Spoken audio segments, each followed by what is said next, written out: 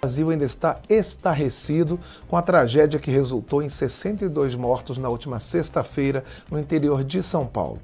Um avião da empresa Voepaz, que saiu de Cascavel, no interior do Paraná, caiu em Vinhedo, a cerca de 80 quilômetros da capital paulista. Além do acompanhamento das investigações para saber o que causou o acidente, outra preocupação é com o apoio aos familiares das vítimas. E depois de uma tragédia como essa, quem viaja frequentemente de avião pensa também na segurança das aeronaves. A gente conversa a partir de agora sobre vários pontos relacionados ao acidente com o vice-presidente da Comissão de Defesa do Consumidor da Câmara, deputado Celso Russomano, do Republicanos de São Paulo. Bom dia, deputado. Obrigado por atender o nosso convite. Bom dia, é um prazer muito grande estar aqui.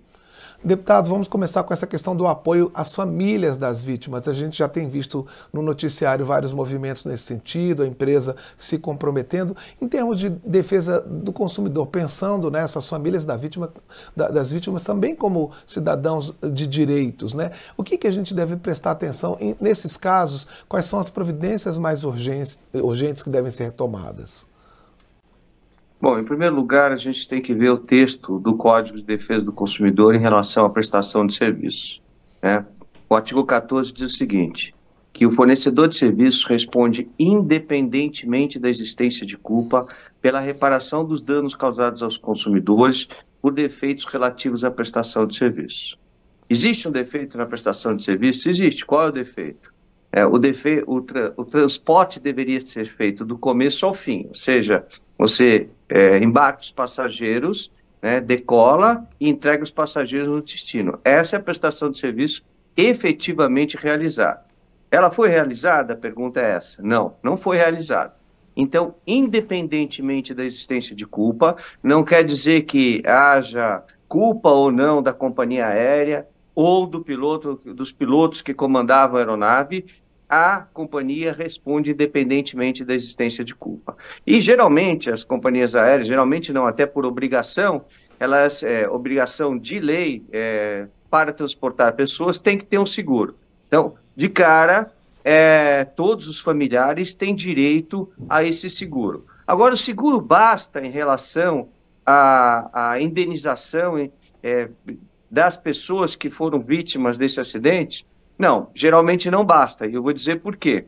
Porque você tem uma expectativa de vida e você tem um ganho dessas pessoas. Então, nós temos que analisar o ganho dessas pessoas para que depois possamos calcular o quanto é devido a essas pessoas. Então, nos outros acidentes que nós já vimos aqui no Brasil, né, o Código de Defesa do Consumidor foi muito efetivo, né, existem várias jurisprudências transitadas em julgados, inclusive no Superior Tribunal de Justiça, que dizem que as companhias aéreas são obrigadas à indenização, e aí eu te pergunto, bom, mas isso resolve o problema? Não, não resolve o problema, né? Não resolve porque ninguém quer perder um ente querido, mas é uma forma, né, de indenizar as famílias pelo dano que foi causado. Independentemente do que vai ser apurado através das chamadas caixas pretas, né, que na verdade não são pretas, elas têm essa denominação porque elas têm informações sigilosas, então por isso é chamado de caixas pretas. O que vai ser apurado, tanto numa que verificava, monitorava os equipamentos da aeronave, como a outra, que monitorou todas as conversas internas da cabine do piloto e com o espaço aéreo controlado, nós temos aí uma indenização que deve ser paga a essas vítimas.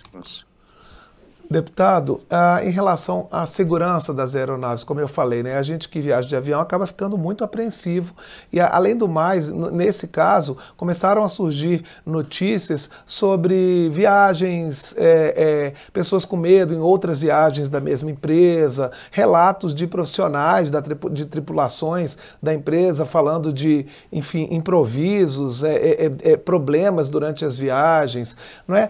Ainda nessa questão que o senhor citou do Código de Defesa do Consumidor, da prestação de serviços. O consumidor, nesse caso, o passageiro, ele tem pouco acesso a saber como é que tá as condições, como é que estão as condições das empresas, como é que está a manutenção das aeronaves. O que a gente pode ter de proteção nesse sentido?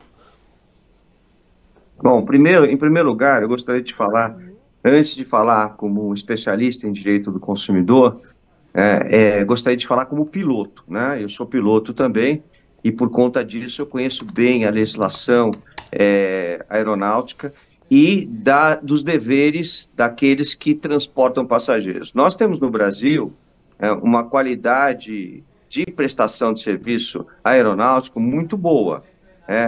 As aeronaves são historiadas, passam por todas as manutenções necessárias de acordo com o fabricante pela quantidade de horas de voo, né, ou pela idade do casco da aeronave.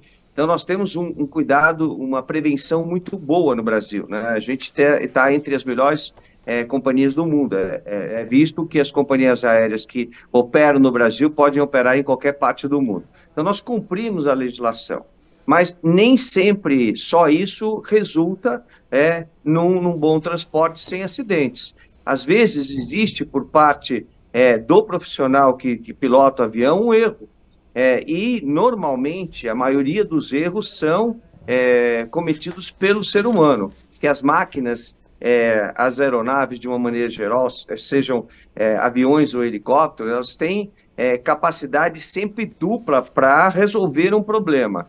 De uma forma ou de outra, eu podia dizer aos passageiros brasileiros, e aí como passageiro também, não só como piloto, eu posso te dizer com franqueza de que as aeronaves brasileiras são seguras. As aeronaves que operam no território brasileiro são seguras por causa das exigências da legislação brasileira e por conta da fiscalização que a Agência Nacional de Aviação Civil faz. Agora, isso não retira das companhias aéreas a obrigação de indenizar. Então, pode voar tranquilamente, os voos são seguros, nós temos muito poucos acidentes no Brasil.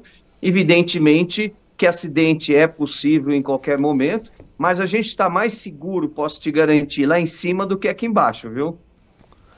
Deputado, o senhor falou em legislação, né? Então o senhor elogiou essa legislação que a gente já tem.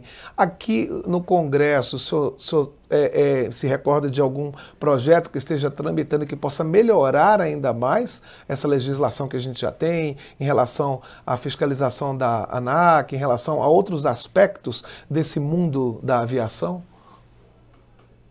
Olha, sinceramente, a gente tem legislação suficiente. O que a gente precisa no Brasil é cumprir a legislação em vigor. A gente tem uma das melhores legislações do mundo no campo aeronáutico e nós temos também a melhor, digamos, a legislação da defesa do consumidor no mundo é a brasileira. Haja vista que, por eu ser o vice-presidente do Parlamento, da Delegação Brasileira do Parlamento do Mercosul, já ter assumido a presidência do Parlamento do Mercosul e discutir as questões consumeristas com o mundo todo, com a NAFTA, né, os Estados Unidos, México e Canadá, o Oriente, com a Ásia, com a comunidade europeia, a gente tem aqui uma legislação maravilhosa em relação à defesa do consumidor. E esse texto do artigo 14 que eu citei ainda agora, poucos países no mundo têm, que diz que, independentemente da existência de culpa, o fornecedor de serviço responde e é obrigado a indenizar.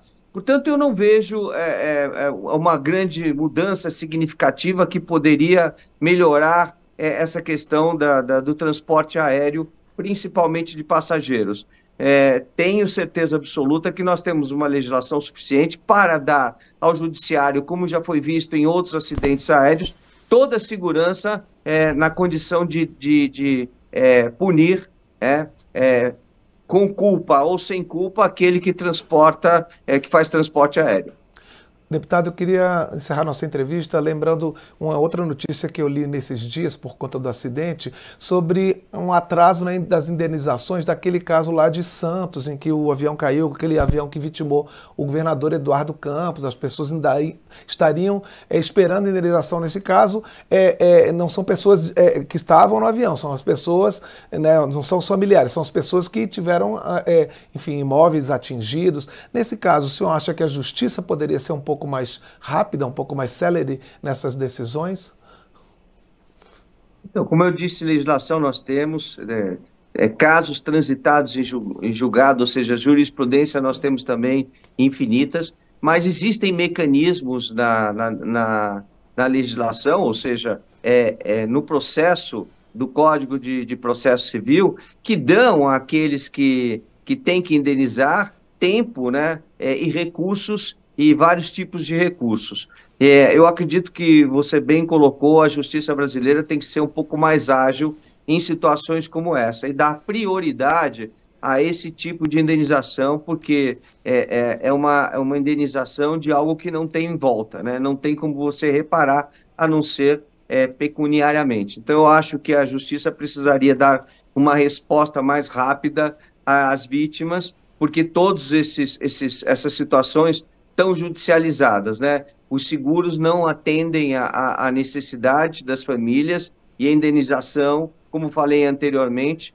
da longevidade daquela pessoa que perdeu a vida num acidente, do valor que ela recebia todos os meses, né, do tempo de vida que ela tinha pela frente e daqueles que ela protegia, né, no dia a dia, por exemplo, um pai, chefe de família, que sustenta a sua família. Tudo isso está computado nas indenizações, que devem ser de acordo com aquela expectativa de vida que tinha cada um. Por isso eu acredito que o judiciário tenha que dar uma resposta mais rápida a esse tipo de problema. Nós tivemos situações como aquele acidente no aeroporto de Congonhas, né, que vitimou uma quantidade imensa de pessoas da companhia aérea Latam, né, e alguns processos ainda estão em andamento, a maioria já foram pagos, mas ainda estão em andamento. Eu acredito que a justiça possa colaborar com isso, para que as pessoas não fiquem tantos anos esperando pela indenização.